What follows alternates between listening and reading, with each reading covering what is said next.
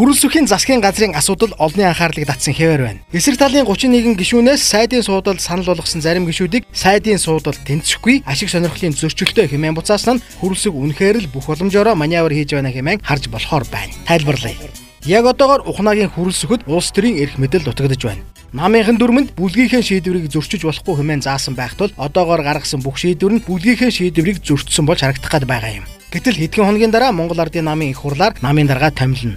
Асуудал үүндээ л байна. Гэвч хөрөлсөх энэ бүхнээс айлгүй маш том зориг гаргаж чадсан нь сод билег Цэрэнбат энх хамгаалал нарыг засагтаа оруулахгүй хэмээн шийдвэрлснээр харагдаж байна. Сод билгийн Петров шиг энх хамгаалал нь МСС-ийг Цэрэнбат нь архины үйлдвэрлэгчдийг тус төлөөлөх тул ийм том төлөөллийг засагтаа оруулахгүй гацаас нь үнэхэрийн эр зориг юм. За үлдсэн сайд нарын хувьд техник биш хүн тул АЕВ олоод явчих буй за. Салхи нэгэнд эргэж Монголын ард түмэн шудраг үнний гарцыг олоод харчихсан байгаа тул үлдэж буй сайд нар илэрхий одроод байж чадахгүй биз. Хөрөлсөхөд цаг байна.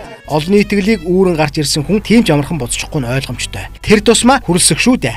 Бүхэл бүтэн тогтолцоог сөрөн гарч ирсэн хүн муухраар зүтгэн замаа хагалж болохгүй. Угаасаа улс төр гэдэг бол маш нарийн маневр шаарддаг бүхэл бүтэн механизм. Түүний өнөөдрийн энэ үйлдэлийг маневр хэмээн харах гээд үзье. Тэрбээр амлалтаасаа боцох хүн явч биш.